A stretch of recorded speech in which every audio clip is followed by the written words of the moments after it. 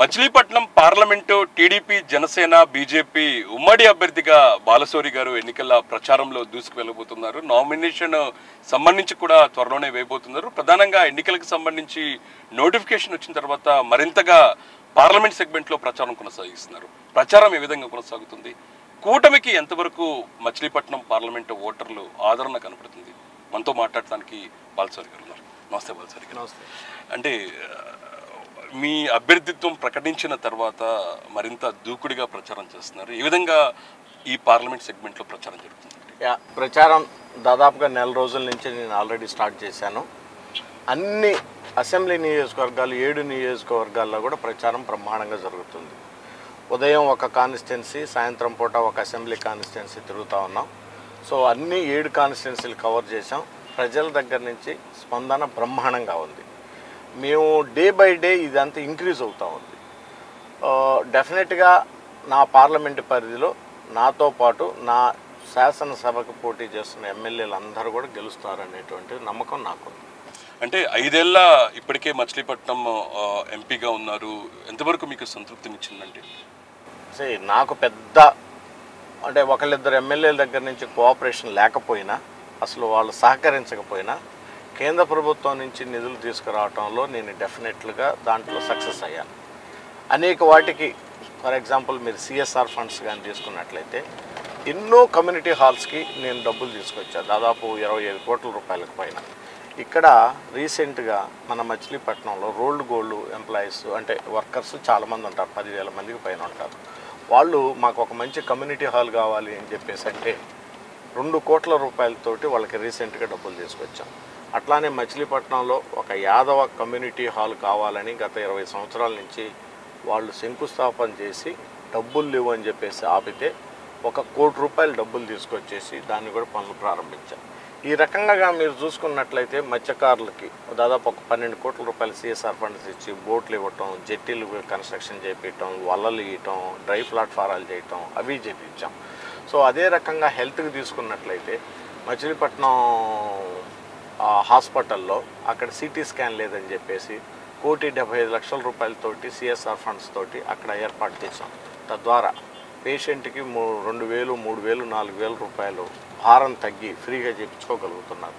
So అదే రకంగా పోర్టుని ఈరోజు డెవలప్ చేయాలనే ఉద్దేశంతో దానికి వేరే బ్యాంకుల్లో 2 సార్లు ఫైనాన్షియల్ క్లోజర్ రిజెక్ట్ అయితే పవర్ ఫైనాన్స్ కార్పొరేషన్ ద్వారా దాన్ని దాదాపు 4,000 కోట్ల రూపాయల రుణాన్ని తీసుకొచ్చి బ్రహ్మాండంగా ఈరోజు పోర్టు పనులు మచిలీపట్నంలో జరుగుతున్నాయంటే పార్లమెంటు సభ్యుడిగా నా పాత్ర కూడా అందులో ఉంది. డెఫినెట్గా నాకు అది కూడా తృప్తినిచ్చినటువంటి అంశం అని చెప్పే సందర్భంగా మనం చేస్తాం. బాలశౌరి గారు ఎక్కడ పోటీ చేసినా గతంలో తెనాలి కావచ్చు, ఇప్పుడు మచిలీపట్నం కావచ్చు, పార్టీలకు అతీతంగా ఒక బ్రాండ్ క్రియేట్ చేస్తున్నారు. ఎందుకు? జనాలు వాళ్ళ యొక్క అవసరాలు మనం తెలుసుకోవటం బేసిక్గా.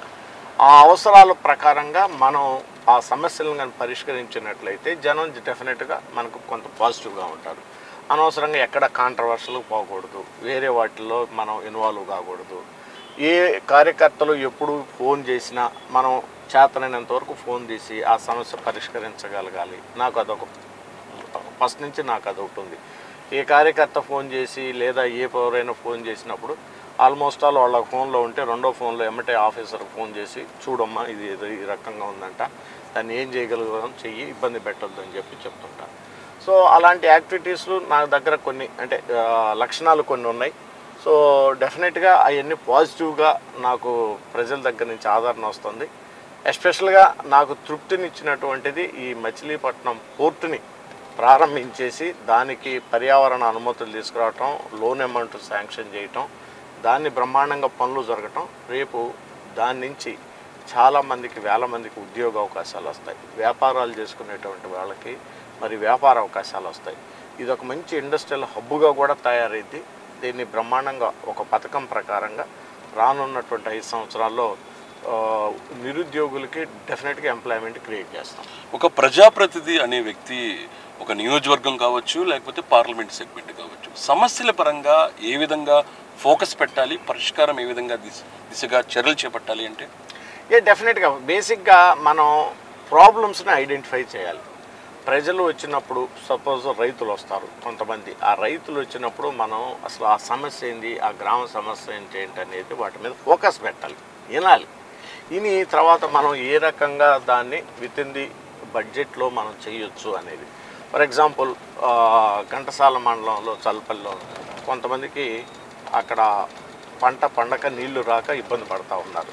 సో ఏ రకంగా చేయొచ్చు ఏంటంటే కొన్ని మోటార్ల ద్వారా మనం దాదాపు ఒక 25 లక్షలు 30 లక్షల రూపాయలు ఎంతో మోటార్లు పెడితే ఆ చిన్న లిఫ్ట్ ద్వారా దాన్ని ఒక 1000 ఎకరాల దాకా సాగు చేసుకోవచ్చు అని చెప్పారు. ఇమ్మీడియట్గా అదే రోజు నేను ఎంపీ ఫండ్స్ ఇప్పించేసి ఇరిగేషన్ వాళ్ళని పిలిపించేసి దాన్ని చేసేస్తే ఈరోజు బ్రహ్మాండంగా దానికి ఒక 1000 ఎకరాల పైన వాళ్ళకి చివరి భూములకు కూడా వాటర్ అందుతున్నాయి. వాళ్ళంతా హ్యాపీగా ఉన్నారు. డెఫినెట్గా అలాంటి పనులు చేసినప్పుడు ప్రజలు మనల్ని గుర్తిస్తారు, మనకు కూడా ఒక తృప్తి ఉంటుంది. అంటే ఎక్కడి నుంచి నేర్చుకున్నారు? అంటే రాజకీయంలోకి వచ్చిన వెంటనే అన్నీ అబ్బవు కదా. అంటే బేసిక్ ఏముంటుందండి, జనాల అవసరాలు తీర్చడం అది పెద్ద నేర్చుకునేదంటే కొంచెం కామన్ సెన్స్, బేసిక్గా కామన్ సెన్సు ఇట్లాంటి ప్రజలది. అట్లానే ఇప్పుడు ప్రధాన సమస్య ఇక్కడ తీర ప్రాంతం, ఇక్కడ డ్రింకింగ్ వాటర్ సమస్య చాలా ఘోరంగా ఉంది. ఎస్పెషల్గా అవనగడ్డ ఏరియాలో కొన్ని ట్యాంకర్లు పంపిస్తున్నాను విలేజ్లకి. గుడివాడ గుడివాడ లాంటి ప్లేస్లో ఉన్నాయి, పెడన్ లాంటి ప్లేస్లో ఉన్నాయి. ఈ బందర్ రూరల్ మండలంలో అయితే ఇంకా దారుణంగా ఉంది. సో నిన్న కోట అని ఒక ప్రాంతానికి వెళ్తే మచిలీపట్నంలో గేదెలు మంచినీళ్ళు లేక డ్రైనేజ్ వాటర్ తాగుతున్నాయి సార్ అని చెప్తున్నారు. ఎస్ సార్, మేము మచిలీపట్నం పార్లమెంట్ సెగ్మెంట్ మొత్తం కూడా వెళ్ళటం జరిగింది. అక్కడ స్పష్టంగా నేరుగా చూసాము ఎందుకు ఇలాంటి పరిస్థితి వచ్చింది. ఎందుకంటే చాలా కృష్ణా జిల్లా అనేది కూడా ఆంధ్రప్రదేశ్ రాష్ట్రంలోని మిడిల్లో ఉంటుంది, చాలా అభివృద్ధి చెందుతున్న జిల్లా అని కూడా బయటికి తెలుస్తున్న పరిస్థితి. త్రాగునీటికి ఎందుకు ఇబ్బంది వచ్చిందంటారు? తాగునీరు వాటర్ ఉంది మనకి, కృష్ణా వాటర్ బ్రహ్మాండంగా ప్రవహిస్తుంటుంది. సో కేంద్ర ప్రభుత్వం నుంచి మన జల్ జీవన్ మిషన్ ద్వారా డబ్బులు కూడా తీసుకొచ్చాం. కానీ స్టేట్ గవర్నమెంట్ ఇవ్వాల్సినటువంటి డబ్బులు సరిగ్గా ఇవ్వకపోవటం వల్ల ఆ టెండర్లు ఎవరు కూడా రావట్లేదు పార్టిసిపేట్ చేయటానికి. వచ్చిన ఊరికే టైం కోసం వెయిట్ చేస్తున్నారు చెప్తే బలవంతంగా ఎవరన్నా ఒకళ్ళిద్దరు చేత వేయించినా అది నిజంగా మనం డబ్బులు అకౌంట్లో ఉన్నాయి, పనిచేస్తే మన డబ్బులు వస్తాయి అనేటువంటిది వాళ్ళకి ఆ నమ్మకం కాంట్రాక్టర్లు కలగట్లే ఇక్కడ. దాని నుంచి ఎవరు ముందుకు రాకపోవటం, సో ఈ పనులు ఏమి జరగకపోవటం, ఈ డ్రింకింగ్ వాటర్ సమస్య ఇంత దారుణంగా ఉందంటే నిజంగా నేను చెప్తా ఉన్నాను కదా, ప్రజాప్రతినిధులుగా మేము అందరం కూడా తలదించుకోవాలి. కానీ ఇది ఒక్కటి నా చేతుల్లో ఉన్నటువంటిది కాదు. పైన ఉన్నటువంటి హైకమాండ్ సహకరించాలి, అందరు సహకరించాలి, దీన్ని ఒక పద్ధతి ప్రకారంగా చేయాలి. సో నేనేం నమ్ముతున్నానంటే రేపు కూటమి అధికారంలోకి వచ్చిన తర్వాత ఇటు చంద్రబాబు నాయుడు గారితో అలాగే ఇట్లా పవన్ కళ్యాణ్ గారితో ఈ విషయాలన్నీ చర్చించాం ఆల్రెడీ. ఇంకా చర్చించి ముందు పైన ఉన్నటువంటి నరేంద్ర మోడీ గారు వాళ్ళ యొక్క ఆశీస్సులతోటి ఈ మచిలీపట్నం పార్లమెంటు పరిధి తీర ప్రాంతంలో ఉన్నటువంటి ఈ నీటి ఎద్దటి త్రాగునీరుకి ప్రధానంగా తీసుకొని కంప్లీట్ చేస్తానని నాకు నమ్మకం. అది కనబడుతుంది. మొన్న ఇటీవల చంద్రబాబు పవన్ గారి ప్రచారంలో కూడా ముఖ్యంగా బాలశౌరికి సంబంధించి వాళ్ళు చాలా పూర్తి స్థాయిలోని నమ్మకంతో ఉన్నట్లుగా కనబడుతుంది. అయితే ఇంకా ప్రచారం మొన్నటి వరకు మొత్తం పెడన కావచ్చు, ఇటు మచిలీపట్నంలో కావచ్చు, ఉమ్మడిగా ఇద్దరు కీలక నేతలు చంద్రబాబు పవన్ ప్రచారం చేశారు. ఎలా జరిగింది ప్రచారం? ప్రజల నుంచి ఆదరణ ఏ విధంగా వచ్చింది? పవన్ కళ్యాణ్ గారు చంద్రబాబు నాయుడు గారు ఇద్దరు కలిసి పెడన వచ్చారు. ఆ పెడనలో బ్రహ్మాండంగా జరిగింది బహిరంగ సభ. ఇద్దరు చెప్పాల్సినటువంటి విషయాలన్నీ చెప్పారు. నేను కూడా ఇక్కడ రైతాంగం పరిస్థితి, పోలవరాన్ని త్వరగా కంప్లీట్ చేయాలి, ఎస్పెషల్గా బంటుమల్లి లాంటి విలేజ్ మండలాల్లో ఇక్కడ ప్రజలు 2 పంటలు కూడా వరి వేసుకోవాలని చెప్పి కోరుకుంటారు. అలాంటివి చేయాలంటే మనకి కృష్ణా వాటర్ ఎప్పుడన్నా షార్ట్ అయినప్పుడు ఎష్యూడ్ వాటరు, గోదావరి వాటర్ పోలవరం తేవాలి, పోలవరాన్ని పూర్తి చేయాలి ఇమ్మీడియట్గా అని చెప్పేసి కూడా నేను చెప్పాను. ఆయన కూడా దాని మీద రెస్పాండ్ అయ్యి చెప్పారు. అలాగే కౌలు రైతుల గురించి ఎప్పుడు పవన్ కళ్యాణ్ గారు ఎంత బ్రహ్మాండంగా స్పందిస్తారో మనకు తెలుసు. ఆయన సొంత డబ్బులతోటి కౌలు రైతులకి ఆత్మహత్య చేసుకున్న కుటుంబాలకు కూడా డబ్బులు ఇచ్చారు.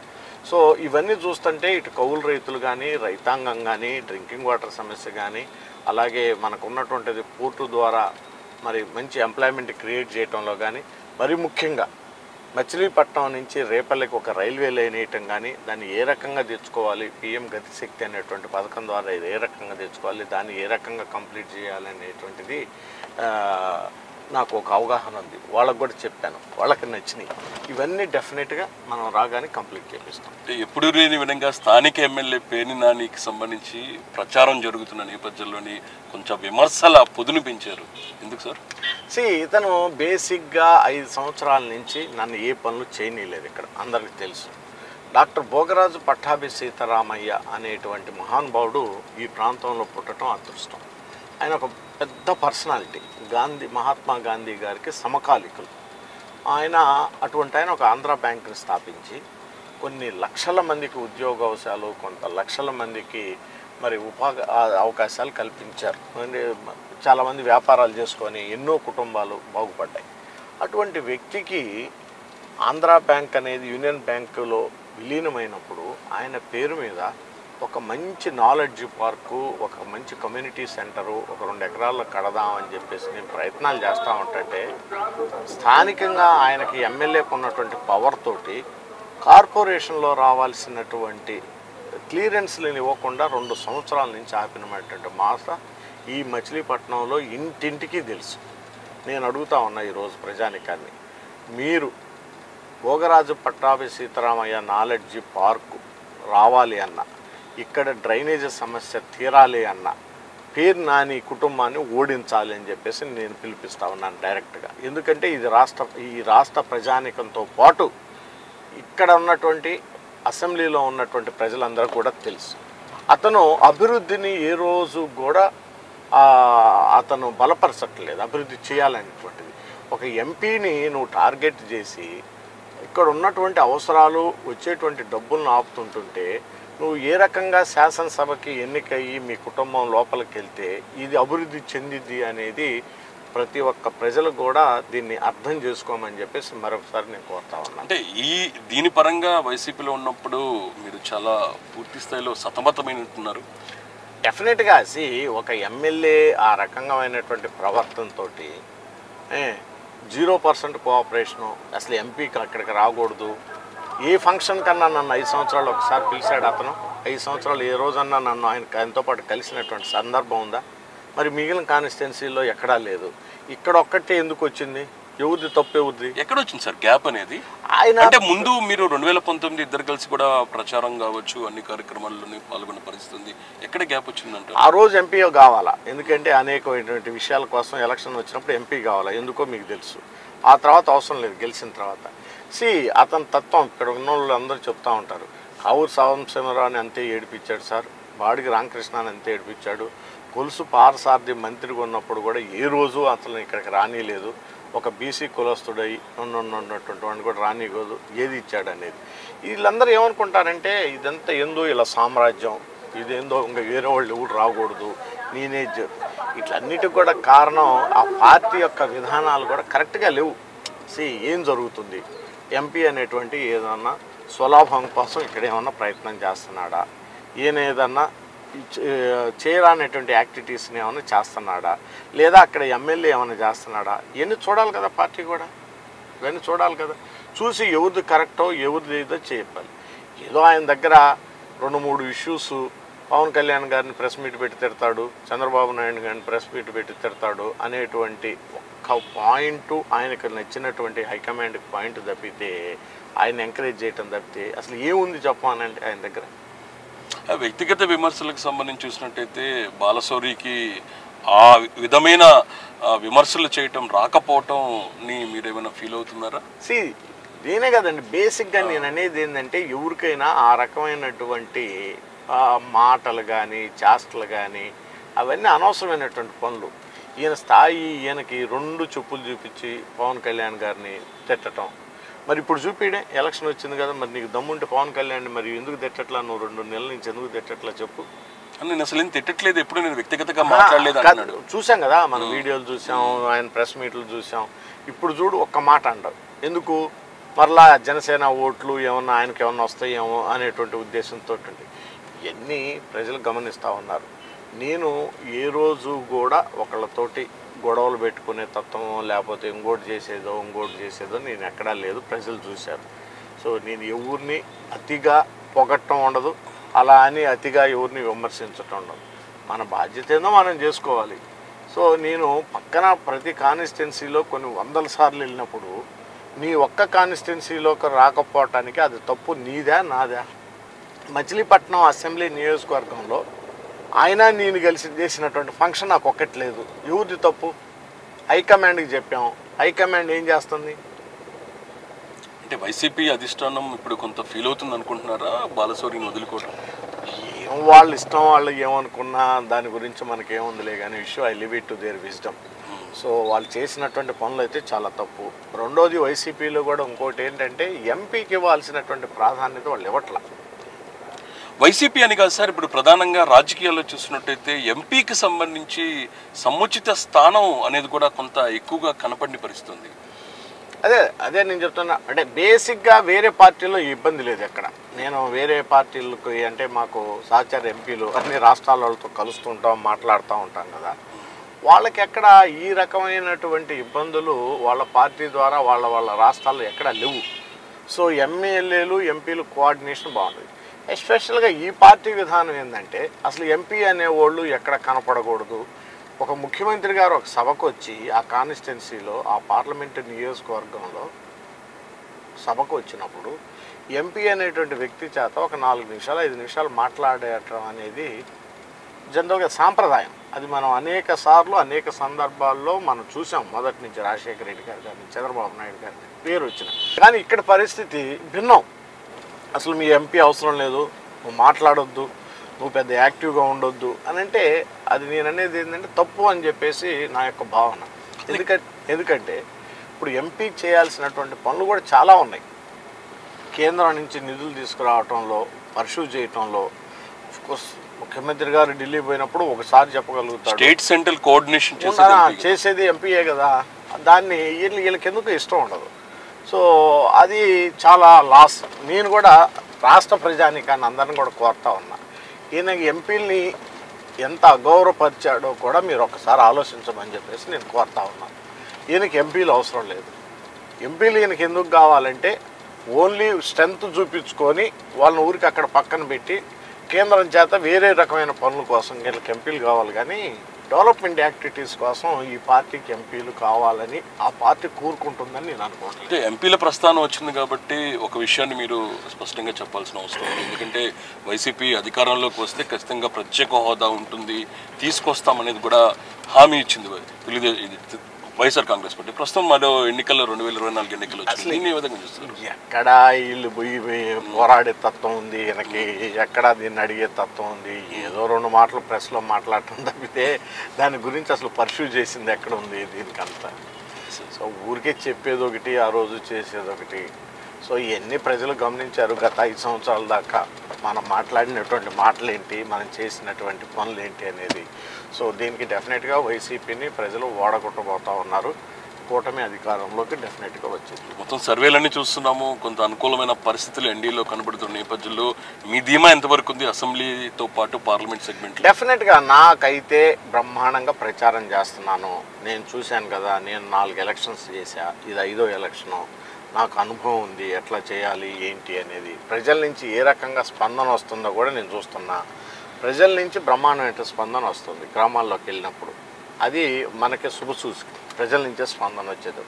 దీన్ని బట్టి మనం అర్థం చేసుకోవాల్సింది ఏంటంటే డెఫినెట్గా కూటమి అనేది గెలిసిద్ది అనేటువంటిది మనం అర్థం చేసుకోవచ్చు. మొత్తం మీ పార్లమెంట్ సెగ్మెంట్లోని ఒకటి తప్పితే మిగతా 6 సెగ్మెంట్లో తెలుగుదేశం పార్టీ సంబంధించిన అభ్యర్థులు ఉన్నారు. ఖచ్చితంగా ఓట్ల బదలాయింపు అనేది మాత్రం చాలా కీలకం. దానికి సంబంధించి మీరు ఫోకస్ ఏ విధంగా పెట్టారు?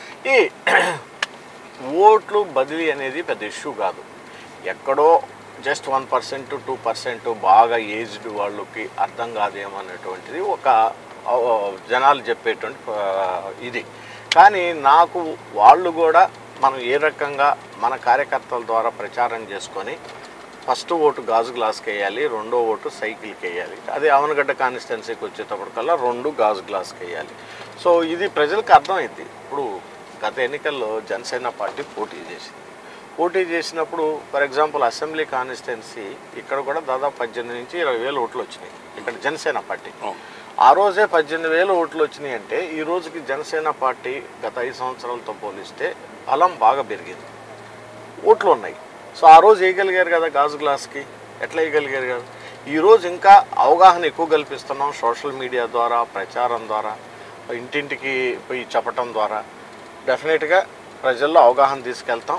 ఎలాంటి పొరపాట్లను చేయనీయకుండా మాకు ఎవరైతే ఓటు వేయాలనుకున్నారో ఆ ఓటు వేసుకునేటువంటి పద్ధతులు మా దగ్గర తెలుసు. మేము ఆ రకంగా ప్రచారం చేస్తాం. ఎప్పుడూ లేని విధంగా షెడ్యూల్కి పోలింగ్కి దాదాపు 2 నెలల పాటు సమయం వచ్చింది. దీన్ని ఎంతవరకు వాడుకోగలరు? డెఫినెట్గా ఇది మాకు కూటమికి ఎప్పుడైనా మీరు ఒకటి గుర్తుపెట్టుకోండి, ఎలక్షన్స్ లేట్గా అవుతున్నాయి అంటే నోటిఫికేషన్ తర్వాత అది ఆల్వేస్ అపోజిషన్ పార్టీకి చాలా అడ్వాంటేజ్. అందు కూడా మీ 3 పార్టీలు ఉండటం వల్ల కూడా కోఆర్డినేషన్ చేసుకోవడం కూడా మూడు జట్టుకోవటం, ప్రచారం చేసుకోవటం, వైసీపీ యొక్క వైఫల్యాలు జనాల్లోకి తీసుకెళ్ళటం, ఇవన్నీ కూడా బాగా అడ్వాంటేజ్. క్యాడర్ని బాగా మిక్స్ చేయటం, అన్ని 3 క్యాడర్లను కూడా, ఇదంతా అడ్వాంటేజ్. అది అందరికీ తెలిసినటువంటి విషయం. సో మాకు ఇంకా 20 రోజులు పైన ఉంది.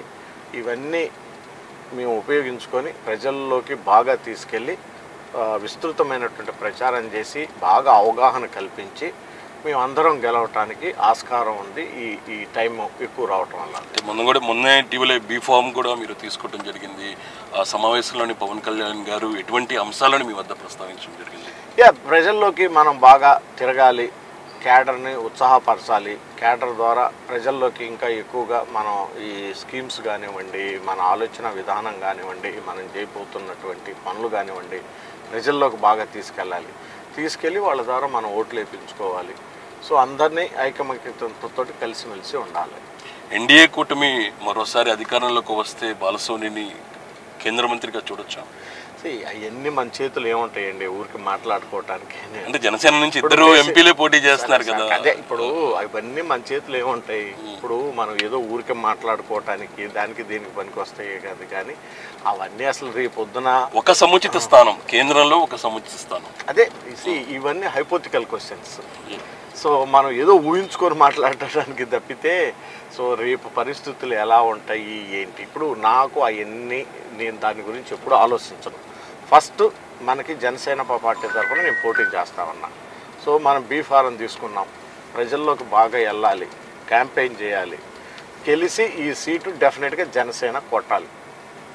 వాళ్ళ యొక్క సపోర్ట్ తోటి, తెలుగుదేశం బీజేపీ వాళ్ళ సపోర్ట్ తోటి ఈ సీటు, దాని మీద నా కాన్సన్ట్రేషన్. అంతేగాని మిగిలినవన్నీ మనం ఏదేదో ఊహించుకుంటాం, ఏదేదో చేసుకోవటం అనేది అది నాట్ కరెక్ట్. సో ప్రస్తుతం ఒక హాట్ టాపిక్ నడుస్తుంది ప్రచారాలకు సంబంధించి. జగన్మోహన్ మీద రాళ్ల దాడి జరిగింది, దీనికి సంబంధించి పరస్పర విమర్శలు జరుగుతున్నాయి. దీని మీద మీ అభిప్రాయం? రాళ్ల దాడి జరిగింది అంటే అది ఏం జరిగిందో ఎలా జరిగిందో అనేది నాకైతే తెలీదు.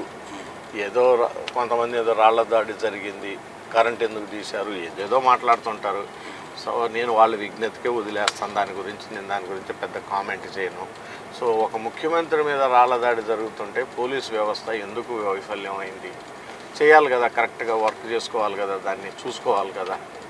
సో అది కూడా పాపం అంతమంది ఉంటే ఈయన ఒక్కడికి వచ్చి తగలటం కూడా చాలా దురదృష్టకరం. సంక్షేమం, అభివృద్ధి, ఈ 2 అంశాలను మీరు ఎలా చూస్తారు? ఇక్కడ ఆల్వేస్ సంక్షేమం, అభివృద్ధి, డెవలప్మెంట్ అనేది బ్యాలెన్స్ చేయాలి ఏ గవర్నమెంట్ అయినా, ఏ రాష్ట్రాల్లోనైనా. కానీ ఇక్కడ డెవలప్మెంట్ అనేది పూర్తిగా వదిలేశారు. ఇక్కడ ఫర్ ఎగ్జాంపుల్ మనం డ్రింకింగ్ వాటర్ సమస్య ఉంది, దాన్ని అసలు పూర్తిగా వదిలేశారు. ఇక్కడ అలాంటిది లేదు. సో అదే రకంగా రైతాంగానికి సంబంధించినటువంటి రోడ్లు ఉన్నాయి, వాళ్ళు పండించుకున్నటువంటి పంట ఏదైతే ఇళ్ళకి తెచ్చుకుంటారో ఆ డొంక రోడ్ల పరిస్థితి అయితే మరీ దారుణంగా ఉంది. సో ఇవన్నీ కానీ చూసినట్లయితే డెవలప్మెంట్ యాక్టివిటీస్లో ఈ భారతదేశంలోనే గత 5 సంవత్సరాలుగా ఆంధ్రప్రదేశ్ అనేది చాలా వెనకబడింది నాకు తెలిసి. సో దాన్ని రేపు కాన్సన్ట్రేషన్ చేసి కూటమి ఏర్పడిన తర్వాత మొదటి ప్రాధాన్యత రోడ్లు, మంచినీళ్ళు, అలాగే రైతాంగానికి సంబంధించినటువంటి ఇరిగేషన్ ప్రాజెక్ట్స్, వీటి మీద కాన్సన్ట్రేట్ చేయాలనేది నా యొక్క ఆలోచన. పాత మిత్రులు మాత్రం సంక్షేమానికి సంబంధించి వాళ్ళకి ఇచ్చిన అమౌంట్లు కావచ్చు, బటన్ నొక్కే కార్యక్రమం ద్వారానే అభివృద్ధి అనేది కూడా కొత్త భాషను చెప్తున్నారు. ఎక్కడో బ్యాంకుల నుంచి అప్పులు తీసుకొచ్చి బటన్ నొక్కటం అనేది దట్ ఈజ్ నాట్ ఏ సంక్షేమం నేను అనుకోవటం. ఇప్పుడు ఒక సంపదను క్రియేట్ చేయాలి ఎక్కడైనా సరే. ఒక సంపదను క్రియేట్ చేసి దాని ద్వారా వచ్చేటువంటి డబ్బుల ద్వారా అన్ని కార్యక్రమాలు చేయాలి. అది మోడల్ యాక్చువల్గా. కానీ ఇక్కడ ఏం జరుగుతుందంటే ఏదో మన స్వార్థం కోసం మనం ఏదో రేపు మళ్ళీ గెలవాలనేటువంటి ఉద్దేశంతో ఏదో టకా ఆ ఎఫ్ఆర్బిఎం లిమిట్స్లో మనకేదో అవకాశాలు ఉన్నటువంటి లోన్లు తీసుకొస్తున్నారు, విపరీతమైనటువంటి అప్పులు చేస్తున్నారు. కానీ ప్రతి వ్యక్తి మీద తల మీద 2 లక్షల పైన ఈరోజు భారం పడింది. దాన్ని ఏ రకంగా తీరుస్తారనేది కూడా ప్రశ్నార్థకం రేపు. సో ఇవన్నీ కూడా మనకి డెవలప్మెంట్ అంటే ఫ్యూచర్ జనరేషన్స్కి it is not a positive vibration. అభివృద్ధి అనే మనం ప్రస్తావన వచ్చింది కాబట్టి రాజధాని గురించి కూడా కొంత మాట్లాడుకోవాల్సిన అవసరం ఉంటుంది. మరోపక్క ఇంత పెద్ద భూములు సేకరించడం ద్వారా 1,00,000 కోట్ల వరకు కూడా డబ్బులు పెట్టాల్సి ఉంటుంది. అలాంటి పరిస్థితుల్లో రాష్ట్రం లేదు అనేది మాత్రం వైసీపీ సర్కార్. ఈ వైసీపీ చేసినటువంటి తప్పులో మరొక మేజర్ తప్పు ఏంటంటే ఈ క్యాపిటల్ సిటీ మన ఆంధ్రప్రదేశ్కి రాజధాని అమరావతి అని డిసైడ్ చేశాం. ఆ రోజు ముఖ్యమంత్రి గారు కూడా అసెంబ్లీలో మాట్లాడుతూ మీరు ఎక్కడన్నా పెట్టండి, బాగా ఒక 20 ఎకరాలు 30 ఎకరాలు తీసుకొని పెట్టండి, నాకేం అభ్యంతరం లేదు అన్నాడు. అది రికార్డెడ్, ఆయన మాట్లాడినటువంటి మాటలు, ఏదో నేను చెప్పడం కాదు. రెండోది ఆయన చెప్పినటువంటి మాటలే అమరావతి రాజధానికి నేను పూర్తిగా సపోర్ట్ చేస్తానని చెప్పారు. ఎలక్షన్స్కు ముందు అనేక మంది ప్రెస్ మీట్లు పెట్టి పెద్దోళ్ళు కూడా రేపు వచ్చేటువంటి నా ప్రభుత్వంలో క్యాపిటల్ సిటీ అమరావతిను ఇక్కడే ఉంటుందని చెప్పాడు. ఒక పార్టీ ఆ రకంగా డెసిషన్ తీసుకొని ముఖ్యమంత్రి గారి నోటి ద్వారా కూడా ఆ మాట చెప్పినప్పుడు, ఆయన అపోజిషన్ లీడర్గా ఉన్నప్పుడు సడన్గా గవర్నమెంట్ వచ్చిన తర్వాత 1 సంవత్సరం 2 సంవత్సరాల తర్వాత లేదు నేను ఇక్కడ క్యాపిటల్ లేదు, నేను వైజాగ్ వెళ్తున్నాను అని చెప్పేసి ఆయన వైజాగ్లో ఒక పెద్ద ఇల్లు ఒకటి కట్టించేసి నేను వెళ్ళిపోతున్నానంటే ఇప్పుడు ఆల్రెడీ ఇక్కడ భూములు ఇచ్చినటువంటి రైతులు ఏం కావాలి, ఇక్కడ కొంత డెవలప్ అయినటువంటి ఏరియా ఏం కావాలి? ఇది అసలు 3 రాజధానులు మన రాష్ట్రానికి ఎక్కడన్నా ఈ భారతదేశంలో ఏ రాష్ట్రానికన్నా ఉన్నాయా? ఈ కొత్త ఆలోచన ఈయనకి ఎందుకు అనేటువంటిది మాకు అర్థం కాదు. సార్ ఎక్కడ వచ్చింది సార్ ఈ ఆలోచన అనేది, ఎక్కడి నుంచి వచ్చింది అనేది? ఇప్పుడు అది ఆయనే చెప్పాలి, అది ఆయనే చెప్పాలి. ఆయన ఆలోచన వచ్చింది ఆయనకు కదా, మనకు కాదు కదా వచ్చింది. మేమందరం తప్పు అంటున్నాం, ఆయన రైట్ అంటున్నాడు. ఎందుకు రైట్ అనేది అర్థం కానిటువంటి విషయం. ఇంకా నెక్స్ట్ ఇంకా మచిలీపట్నం పార్లమెంట్కి ఈ సెగ్మెంట్లోని మీకున్న ఫోకస్ అభివృద్ధి కార్యక్రమాలు ఇంకేమున్నాయో, రాబోయే ఎన్నికల్లో గెలిచిన తర్వాత ఏం చేద్దాం? ఇప్పుడు మచిలీపట్నం పోర్ట్ వస్తుంది, దానికి రైల్వే లైన్ కనెక్టివిటీ చేయించాలి, అలాగనే రోడ్డు కనెక్టివిటీస్ చేయించాలి. ఆల్రెడీ ప్రతిపాదనలు పెట్టాం, జరుగుతూ ఉన్నాయి, ఆ ఇంప్లిమెంట్లు చేయించాలి. ఆ తర్వాత మచిలీపట్నం నుంచి విజయవాడకి 4 లైన్ ఏదైతే ఉందో అది 6 లైన్ రోడ్ చేయించాలి, అది మేజరు. అలాగనే మచిలీపట్నం నుంచి రేపల్లికి రైల్వే లైన్ ఒకటి కనెక్టివిటీ. అంటే మొన్న చంద్రబాబు దగ్గర కూడా ప్రచారంలో మీరు చేశాను, ఆయన కూడా ఒప్పుకున్నారు. అది కూడా ఇంపార్టెంట్, అది కూడా చేయించాలి. అది కూడా ఇప్పటి నుంచో తీరని కోరిక ప్రజానికానికి, ఎస్పెషల్గా అవనిగడ్డ దివిసీమ ప్రాంతం. సో అది ఒకటి కంప్లీట్ చేయించాలి. అదే ప్రతి గ్రామంలో కూడా మంచినీళ్ళు ఇవ్వాలి. ప్రధానమైనటువంటి అంశం మంచినీళ్ళు ఇవ్వాలి. ఆ మంచినీళ్ళు ఇవ్వకపోతే మనం చాలా తప్పు చేసిన వాళ్ళం అవుతాం. సో ఇవన్నీ మేజర్ ఇష్యూస్. అలాగే పోలవరాన్ని కంప్లీట్ చేయించాలి. పోలవరం నుంచి గోదావరి వాటర్ ఏదైతే ఉందో తీసుకొచ్చి కృష్ణాలో కలపాలి. కలిపి ఇక్కడికి కృష్ణా డెల్టా ఎండిపోకుండా మనం చూడాలి ఫ్యూచర్లో. సో ఇవన్నీ బేసిక్గా ప్రధానమైనటువంటి అంశాలు. ఈ డొంక రోడ్ల విషయంలో అయితేనేమండి, రైతులకి సంక్షేమాలు ఇచ్చేటువంటి విషయంలో ఇట్లాంటి మీద కాన్సన్ట్రేట్ చేయాలి. ఇంకా సాగునీరుకి సంబంధించి ఇబ్బందులు ఏమైనా మచిలీపట్నం పార్లమెంట్ సెగ్మెంట్లో ఉన్నాయంటారు? అంటే కొంత చివరి భూములకి అవనగడ్డ కాన్స్టిట్యున్సీల్లో అట్లానే పెడన్లో కొంత ఉన్నాయి. సో సఫిషియెంట్ వాటర్ మనం ఇవ్వాల్సినటువంటి టయానికి కొంచెం ఇస్తే వాళ్ళకి 2వ పంట కూడా వేసుకోవడానికి ఆస్కారం ఉంటుంది. పులిచింతల అంటే గుర్తొచ్చేది బాలశౌరి గారు. పులిచింతల గతంలోని వైఎస్ హయాంలో కూడా మీరు దగ్గరుండే దాన్ని పూర్తి స్థాయిలోని పూర్తి చేపించిన పరిస్థితి ఉంది. ఇంకా పోలవరానికి సంబంధించి పరిస్థితి ఏ విధంగా ఉందంటారు? అదే పోలవరం గత ప్రభుత్వంలో దాదాపు 72% కంప్లీట్ అయింది. కానీ మిగిలినటువంటి ఏదైతే ఉందో దాన్ని ఇంతవరకు 1% కూడా ఈ ప్రభుత్వం వచ్చిన తర్వాత కంప్లీట్ చేయలేదు. సో అలాంటిది ఇరిగేషన్స్, రైతు సంక్షేమం కోసం ఉన్న ప్రాజెక్టుని అలా నిర్లక్ష్యం చేయటం అనేది చాలా దారుణం. ఈ గవర్నమెంట్ మనం రాగానే దాన్ని కూడా టోటల్గా కంప్లీట్ చేపిస్తాం వచ్చే గవర్నమెంట్ రాగానే. సో నామినేషన్ ఎప్పుడు వేస్తున్నారు సార్? 24వ తారీఖు నామినేషన్ వేస్తామన్నాను. నేను కొల్లు రవీంద్ర గారు కలిసి నేను ప్రజలంతా రిక్వెస్ట్ చేస్తున్నాం, స్వచ్ఛందంగా మీరందరూ మన నామినేషన్కి తరలి వచ్చి నన్ను కొల్లు రవీంద్ర గారిని ఆశీర్వదించండి ఇక్కడ. అదే రకంగా మిగిలిన అసెంబ్లీ కాన్స్టిట్యున్సీలో మా అభ్యర్థులందరినీ కూడా నామినేషన్స్కి మీరు పార్టిసిపేట్ చేసి నన్ను అలాగే శాసనసభ్యులందరినీ కూడా పెద్ద ఎత్తులో నన్ను ఆశీర్వదించమని కోరుతున్నాను.